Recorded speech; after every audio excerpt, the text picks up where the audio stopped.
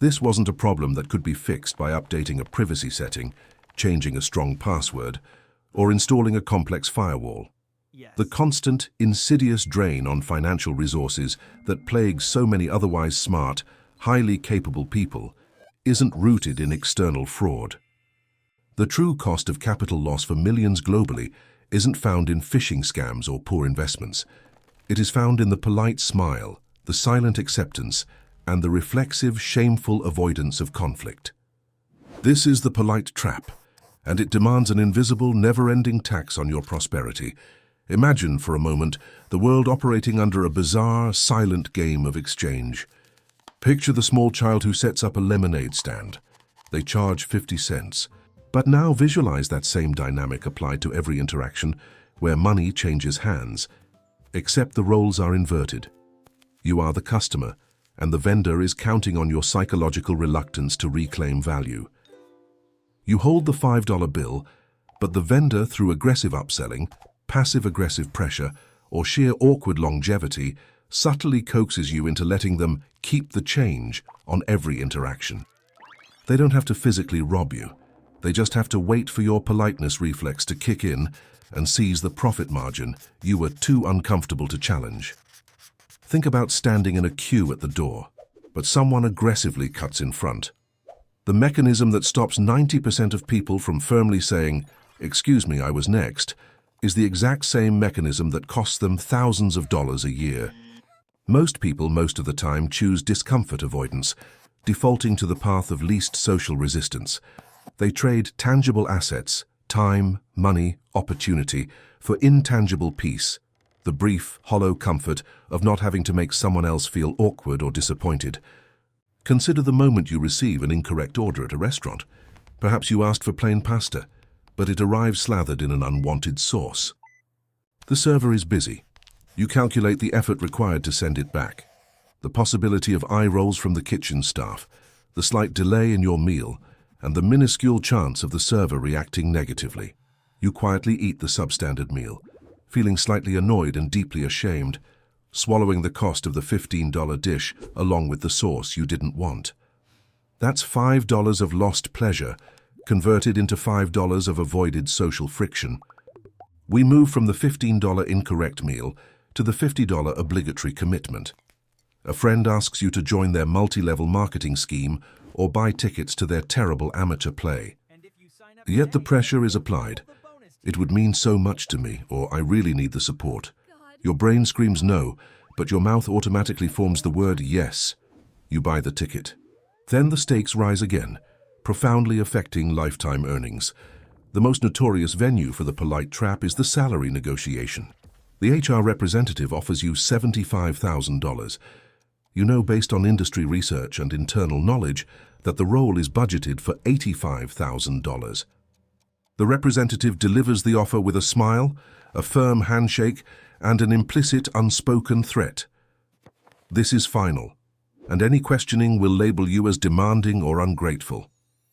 A tiny voice in your head, the ancient voice of social conditioning, whispers, "Don't be greedy."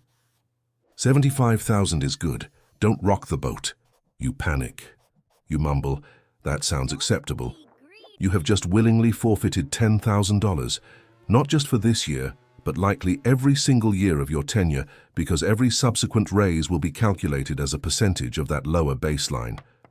Over 5 years, that simple act of politeness, that aversion to asking for the worth you knew you deserved, costs you $50,000, plus interest on investments you never made. The polite tax bleeds into your social life through unreturned loans and financial boundary violations.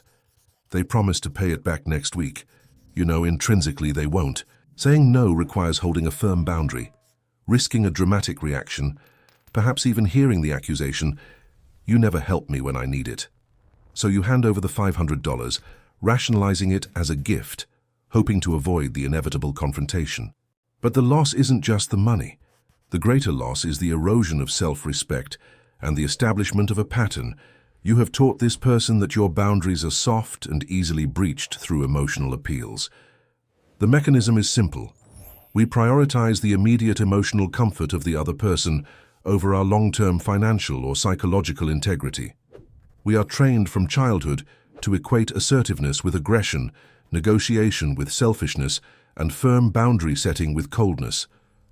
We pay the polite tax to maintain a fragile external identity of the good person, even as that identity slowly bankrupts us, spiritually and materially. This pressure culminates in moments of intense vulnerability, the turn, the point where the cost of being nice becomes truly catastrophic. He walked into a specialized electronics store, knowing his budget ceiling was $8,000. He researched the specs thoroughly, identified the exact model he needed, priced at $7,900. He only needed a signature. The salesman, an older gentleman named Frank, was impeccably dressed and intensely polite, almost suffocatingly so. Frank made the transaction deeply personal, folding in emotional appeals disguised as professional advice. "David," Frank leaned in, lowering his voice, "that base model is fine today. You'll need the advanced cooling unit, the specialized backup system, the premium 5-year service warranty. If you walk out the door today with just the base model, I won't feel like I did my job." The pressure was mounting, not just from the suggestion that David was choosing failure, but from the physical environment. They were sitting in a small office. Frank sat back, silent, radiating polite expectation. David's internal dialogue was a scream of conflict. "My studio is already cold. I budgeted $8,000. But then the shame struck. If he pulled back now after Frank had invested 45 minutes of emotional salesmanship, David would be seen as cheap, uncertain, or worse, someone who wasted Frank's time. Frank had offered him coffee and complimented his watch. How could David abruptly shatter that pleasant atmosphere by refusing the implied best advice? The fear of disappointing Frank, a near stranger, was momentarily more potent than the fear of financial strain. The pen felt impossibly heavy, yet the social pressure to maintain the pleasant decorum of the moment, to fulfill the unspoken contract of mutual respect that Frank had meticulously constructed, overwhelmed his financial rationale. David signed. He added $3,600 to his bill, not because he needed the equipment, but because he needed the immediate release from the pressure of confrontation.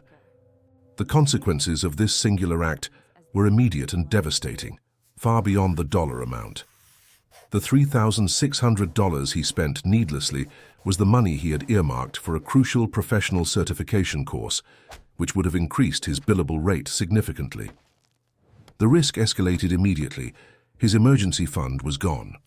When an unexpected tax bill arrived 2 months later, David was forced to put the expense on a high-interest credit card, locking him into a debt cycle that lasted over 2 years. And then there was the vergüenza, the deep, hot shame. David didn't feel regret about the purchase. He felt humiliation for his own weakness. He knew he had traded thousands of dollars for a few seconds of pleasant interaction, and that knowledge corroded his self-trust. The polite trap thrives not just on the external pressure of others, but on the internal, crippling self-criticism that follows the surrender. It is behavior, and behavior can be unlearned. Escaping the polite trap requires redefining what true courtesy means, shifting the focus from managing the emotions of others to upholding one's own integrity. To dismantle this mechanism, we need a simple, immediate checklist for high-pressure situations. Stop the transaction immediately. Ask yourself, am I agreeing to this because I genuinely want it, or because I feel awkward disappointing this person? What is the dollar value of the shame I am avoiding right now? Do not respond immediately. The trap relies on swift, panicky agreement. Use neutral phrases. "That's an interesting point," or "I need a moment to consider the integration of this." Even better, "I need to check my calendar, my budget, my partner before moving forward." The pause breaks the social momentum and shifts the pressure back to the person waiting for your reply, allowing your rational mind to re-engage. Have 1 or 2 universally applicable, non-negotiable exit lines prepared. These are polite, firm, and require no further explanation, short-circuiting the need to justify yourself. The objective is not to be rude. It is to be professionally clear, recognizing that true respect involves honoring your own established limits.